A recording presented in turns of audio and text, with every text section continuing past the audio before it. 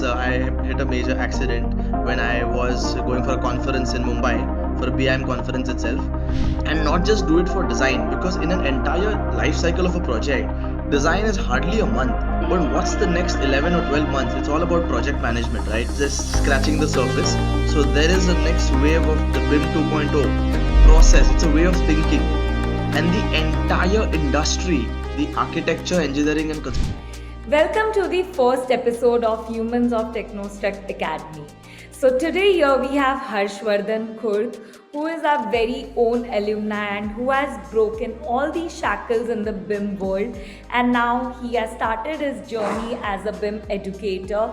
He is educating all the young generation who are passionate about learning BIM and transforming their careers like he did. So before we start, let me give a small brief overview about Harshavardhan Khurd's journey. So Harshavardhan was a passionate architecture interior designer. He worked in industry for last 5 years, but he wanted something transforming and wanted to do something exciting. And he came across BIM and he pursued BIM, and now he's so passionate about BIM that he wants to spread BIM information everywhere, share the insights related to the industry, the first world trends, what is acceptable for today's people, how clash detection works. He's right out there helping people and educating. So what is better than him to start with, and he should be the first one we talk about because he's a very our own alumni who also started his journey in teaching BIM, which we are passionate about, TechnoStruct Academy. We want to share knowledge related to the BIM world with everywhere. So Harshvardhan, welcome. Hello. Welcome back Hi, to the Anishni. Good TechnoStruct evening. Academy. Right. Right. So Good evening. how's your journey going and how's your life been after living TechnoStruct Academy? What is like what motivated you to start studying BIM? So what was your that key breaking moment? So can you tell our viewers that what was that one thing that wanted to change your journey and how you see your career? Right. So I passed out from Siagat College of Architecture in the year 2014. And just like every other architect, I was confused whether to go for masters or get into private practice. And I got an opportunity to do a farmhouse in Divyagar. So I took that for getting real world experience. And over the years, I've been doing farmhouses, bungalow projects, bungalow renovations, and even restaurant projects before the lockdown. One of them was a breakthrough project which was published on Rethinking the Future as well, named Ocean Grill. Post COVID, my fiance, who we later married in the year 2021, That's so we great. got one opportunity to work in parametric architecture, where she had completed her master's in digital architecture. And I was like a layman, constructing a site, and with the Rhino Grasshopper softwares that she had used. But I realized that upgrading myself, I got a hint of it at that point of time, but it kind of sealed after 2021 when we did one bungalow project, which started 2021 and ended 2023. And this 2 years time was very challenging, where we took up the bungalow right from sanction, design, supervision, and execution. And that is when we were using basic tools and softwares like AutoCAD and SketchUp, where I was not able to figure out if there were design changes, how it will impact my quantities, my project management, and also the most important aspect is the budget of the project. So, post that, with a lot of learnings, I got some time, and that is when I realized that I have done a variety of projects, uh, from farmhouses, bungalows, resorts, etc., to restaurant projects as well. However, I was not getting a direction for binding these projects and moving into my journey. So that is when I realized I need to look at it in a more intelligent way. And what is current trending right now was BIM at that point of time. And then just having a look at the websites through Instagram, through YouTube, etc., I just came across TechnoStruct, and which really struck me that a very attractive kind of a poster.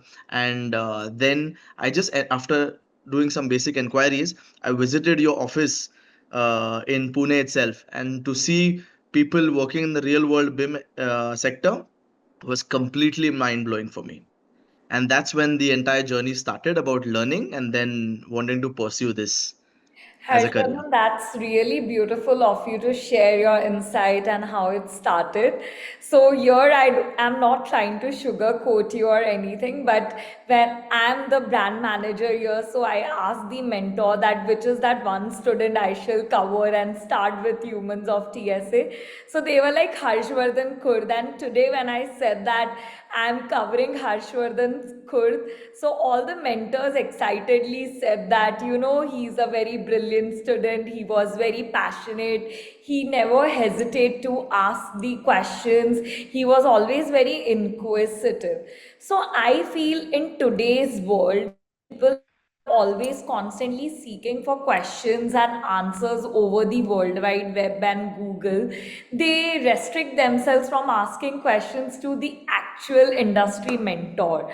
So you have been really good out there asking the right questions to the right people. So what would be your advice to the young generation who feel hesitated to ask questions? Isn't it all about asking questions and learning? Absolutely, absolutely. I mean, you have to break it down fundamentally. And I remember I was in college and second year or third, end of second year and starting of third year, I had just got introduced to Revit. And I took up a small course for I think 3 weeks, but couldn't materialize because all of my fundamentals questions were not answered back then. So, getting it down to the last T is very important. And if I could have continued that journey, I would have been at a different place. But nonetheless, after going through all projects, I realized that I need to ask fundamental questions to myself, how I will look at a project, and not just do it for design, because in an entire life cycle of a project, design is hardly a month, but what's the next 11 or 12 months? It's all about project management, right? And Yeah. then getting into the fundamentals of the project and getting to the crux of it, you realize that BIM is the final answer, because it's the information that you're going to load into the project which gets out with not only the right model, but also you can coordinate and get the right output in terms of the GFCs, which are very well coordinated, and your project is completely streamlined. Yeah, that makes sense. Harshvardhan, like you said, that you started your BIM journey 5 years back. Okay, you were passionate to learn BIM, and that point of time you said that it was trending and in demand. So, do you feel that BIM was trending, or BIM is going to stay here in long run, and every architecture, mechanical engineer, or civil engineer, or whatever designations of engineer, AEC professionals we name it, they should learn BIM. Right. And why So it's non-negotiable skill. it's non-negotiable because BIM is not a software. It's a process. It's a way of thinking. And the entire industry, the architecture, engineering, and construction, have realized the pain points of having not using technology to coordinate their buildings like a surgeon does it beforehand, and why to pay the price at construction stage. Yeah. So, because of that, and second most important aspect is the collaborative aspect of this.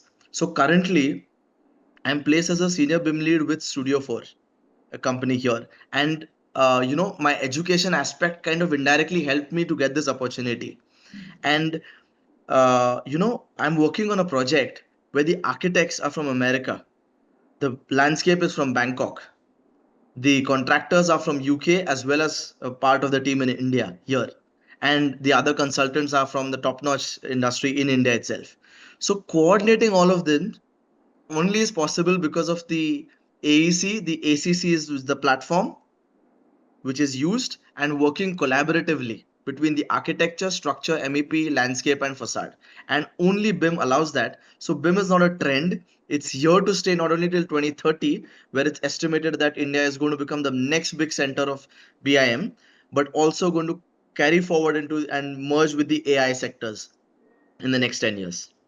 Yeah, BIM and AI, I feel it's something that trending word every AEC professional, AI. Like there is a saying that AI will take away your jobs, but I feel if a person in being a AEC professional, if they educate themselves about BIM, then AI can't replace, but AI will empower them to bring more better results.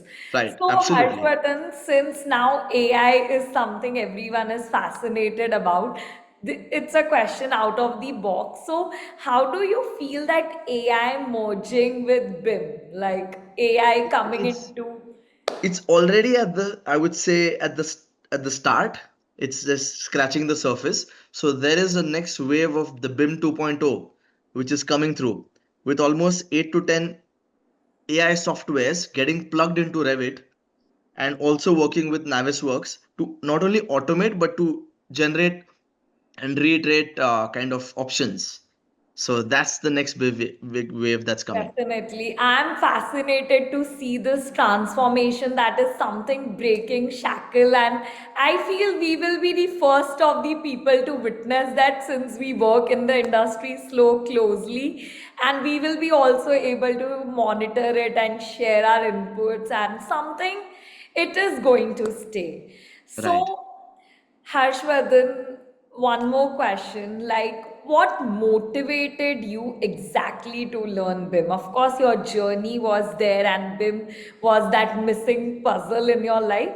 But what was that motivation, like the fire from within that now I need to learn this course? Because there is lot of information. There is plethora of information over the World Wide Web. Oh my God, are you struggling in your job? Learn this. Oh my God, are you facing challenges in your architect career? Learn this. So there is lot of misinformation. But finding something right and relevant for you, you need to have that self call and self driven motivation Right. that this is exactly right for me. So Right. that's what my question to you is. What Yeah, was your so I'll motivation? come to it. So I was in my fourth year, and I was doing a hospital project. And pretty much during my college days, Bjarke Ingels from Denmark was one of our, favorite architects in our group. And we used to get inspired by the way he designs. So using basic SketchUp, we tried to, kind of use one plugin called as 3D SU Amorph. And we tried to warp the SketchUp project, my SketchUp project, to allow the tree to kind of grow, and then try to work out each window and facade in a very parametric way, but done very manually.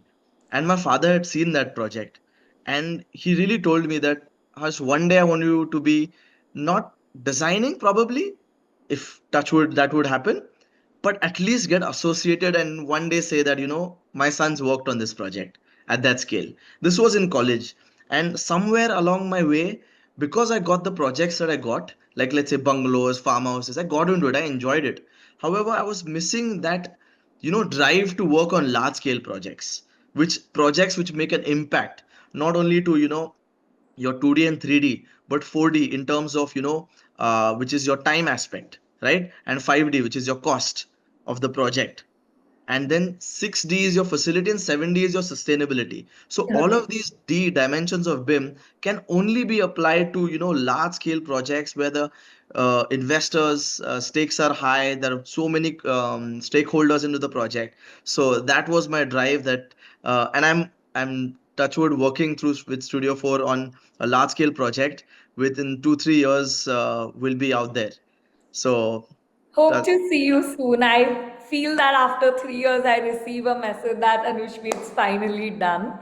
right. So, Harshvardhan, like you mentioned the last word, sustainability and 7D. So, right now, every third person is talking about sustainability, whether it be the fashion industry, whether it be the robotics and AI industry, whether it be the construction sector. Suddenly, it feels that the entire nation or the world is obsessed by sustainability. So, does BIM also contributes to the aspect of sustainability in construction I and would how that falls into Yeah, I place? would say 100%. Because, see, when you're doing the analysis of the site, okay, so Revit as a software of one of the softwares of BIM actually gives you the sun path directions, okay, tells you kind of, you can analyze, okay, from where your radiations are coming in, try to orient your projects in that direction, and with a lot of plugins. Okay, so you can do the solar analysis, your wind analysis, all of this. So what is BIM? It's a platform for collaboratively interoperating between various softwares. So the whole idea or crux of sustainability is indirectly driven through the idea of information, right? So when I'm feeding in information, I'm getting an output. So if I feed the right information in the solar panels or my curtain glazing panels in the software itself, so the outputs will automatically drive the whole sustainability ideas, and the designer will come to know, okay, let's just kind of close these panels out so that we are going to have a better solar analysis and is heat gain into the project. So that's the way it's ingrained into the system itself. So, yeah, that makes a lot of sense. Just a moment, I missed. Yeah, that makes a lot of sense, Harshvardhan, the way you presented it, sustainability and everything. I feel it goes line in line because sustainability is here to stay, and construction also contributes a major element to the pollution factor and everything. So, when we take BIM into consideration, of course, it's going to be environmental friendly and we can have more environmentally Right. curated buildings. Indirectly, because you're going to have a lot of savings.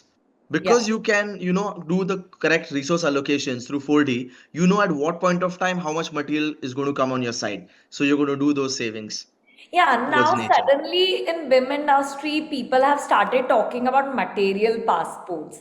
So when I educated myself about material passports, so basically it means that before the building is constructed, we look at the products which we are going to use to create that building and look at the recyclability factor of that buildings, and it can be only done through BIM. So the Right. 100% recyclability factors, so in case when the building goes under some damage or it needs to be reconstructed, the same things which were used to construct that buildings can be used. So Right. it's also in a way sustainable and we are not over wasting the resources. Right. So BIM actually is that one 360-degree solution for the construction world. Right. So just adding to the same statement, so we have a concept called as LOD, which is level of development, which Hmm. is a mixture between your LOIN, which is a level of information needed, plus the LOG, which Hmm. is your level of geometry, also called as LOD. And when you go to LOD 400, which your vendor drawing, the LOD 500, which is your assets, the same point that you was saying, that when you are handing over a building, you have all of the assets of the project documented correctly. So anytime there's a repair work, new construction to be done, all of this information is going to be used. Yeah. Harshvardhan, since you have been a student and now you are also industry mentor and now you're a BIM educator.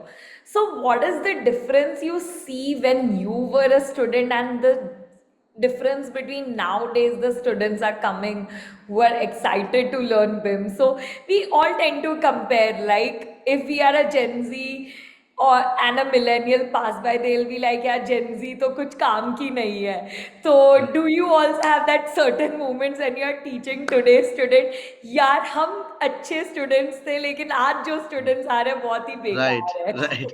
It is bit of a challenge. So yeah, you're right about it.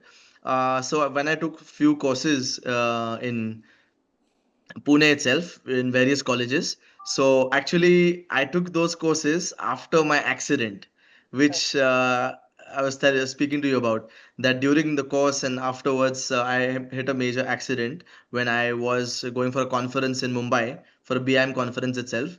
But pushed through that and took those courses in the wheelchair.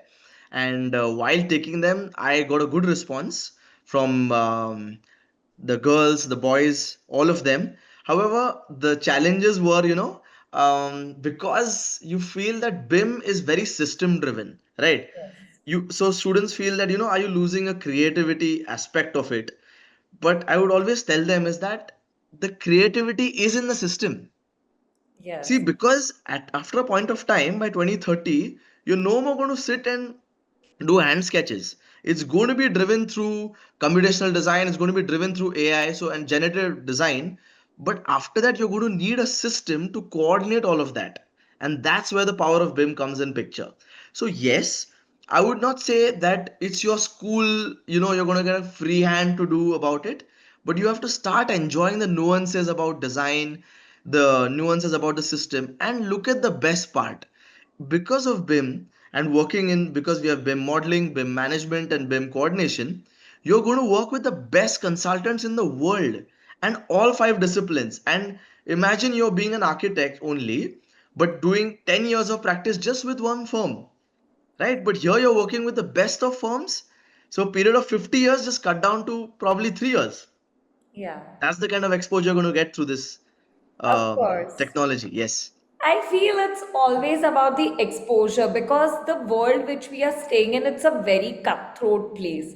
right, So everyone is well educated. Everyone has a basic BTech degree or MTech degree or a basic BBA, MBA. Everyone is a graduate in today's date. So to stand out amongst all those graduates, you need to have that additional skills. And like you rightly put that your generation of people were very patient learners, like our mm, generation of people. But nowadays people want instant results, like right, let us learn and get through it. So what is your advice to today's generation of people who are just starting their learning journey? What is that one short piece of advice you would give them? My right. advice to them is be patient Yeah. learners. So, of course, being patient, and secondly, don't rush at all. I mean, I've had a tough journey of doing practice for 8 to 10 years, learn a lot of lessons. So, be very smart about what decision you take, and you don't need to go out there and do a fancy master. As it is, you're seeing the world is kind of moving to stay in your country kind of an environment. Of course, go global, but go with a preparation. So go with systems, understand where you fit into the system, okay, and get your forte right. If you are good at a particular thing, get into it, get into the nuances of it, and somewhere, yes, it is challenging, it's technical. You are going to get your, engineering thinking out as well, not only your creative aspects, but try to see how, because of all of this knowledge, you're going to help the building. Think about the building, what the building is asking you. Is it asking you to only design or no? Make me better in terms of coordination, make me a healthier in terms of construction management, and make me the best after handover. So if you look at the larger aspects of your journey, I would say don't rush into these small projects. The clients might give you that carrot. Okay, let's work this project out. Let's work that project out. And young people are driven to that, because it's a world of social media. You post about 2 3 interior architecture projects, and people surrounding you support you. But don't forget the larger picture. I was kind of confused when I would get projects. I would be, bamboozled. Okay, let's go into it. Let's get into it. But the friends out there, who are working in the top-notch industries right now, my group, they're so proud of me that I can communicate with them. So if you look at the larger picture, where you want to be 10 years down the line, I would say wait, figure it out, and work towards that journey. And BIM is the answer to get through where you really want to head into.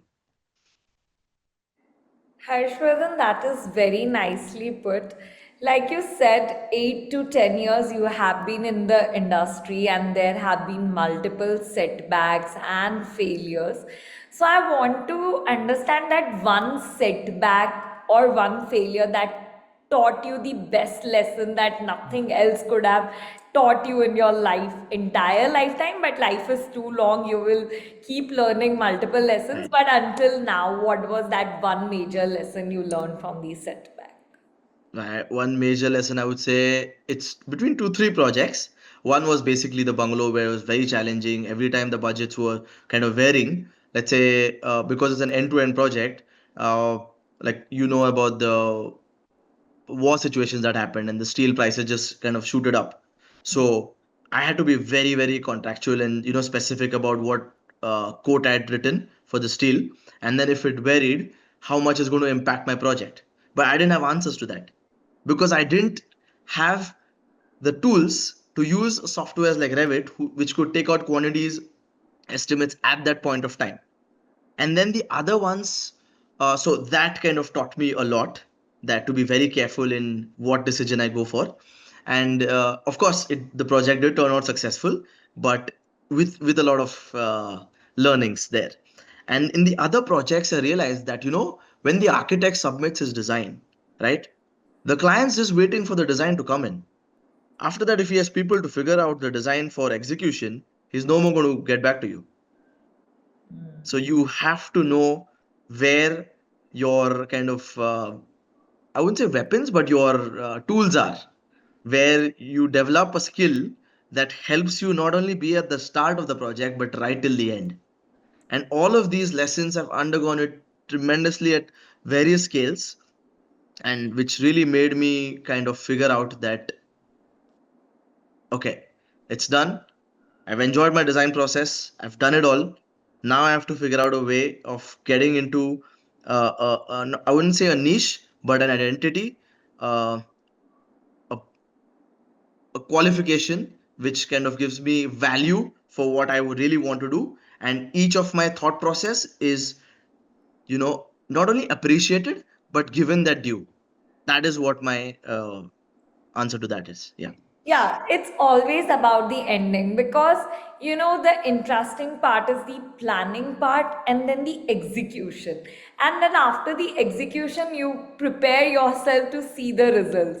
And the result needs to be extremely positive because of the space you're working. You can't uh, like neglect the minor details and minute, and there is no scope of error in the field you are working. It's Absolutely. always the groundwork, so the pillar and the fundamental need to be strong. So I believe that whatever you have put across, it's very nice. It's coming like straight away, very straightforward, what needs to be done in the industry, what needs to Right. be learned, and how your journey was. I feel that your journey will inspire multiple students and viewers who want to start their BIM journey and who want to learn about BIM and get into the BIM world.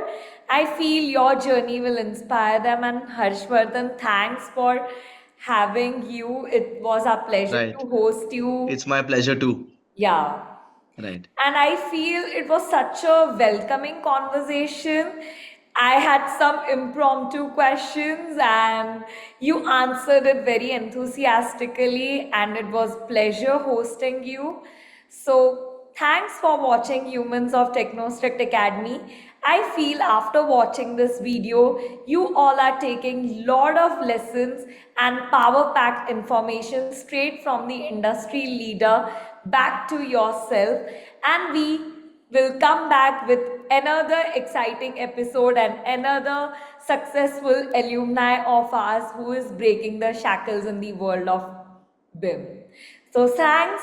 Keep following TechnoStruct Academy and keep learning, if not from us, from the World Wide Web. Now you have Gemini, ChatGPT, and multiple deep learning languages. But I can assure, whatever information TechnoStruct Academy provides, none of these platforms will provide. So it's better to learn from the best, as we hold 10 years of legacy and we are the only industry that specializes in teaching them.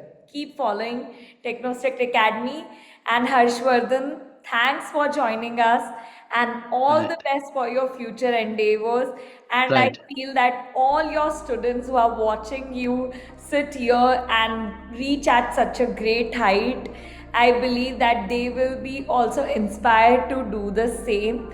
And of course, I believe that you will teach multiple students and who would Right. continue to do the same like you did and create sustainable solutions for a sustainable world. Thank you. Right. Thank you, Anushmi. Yeah, Just to add one last line, yeah. TechnoStruct really has opened the window for me, and a special thanks to Rohit Harish, who has been motivating me not only through the course but even after, to push myself into this world. So he's been a great mentor at the course, and I wish TechnoStruct Academy all the very best. Thank you, Harshvardhan. All the best, and I'll pass on your message to Rohit. He will be delighted to hear so from his very own student, and he was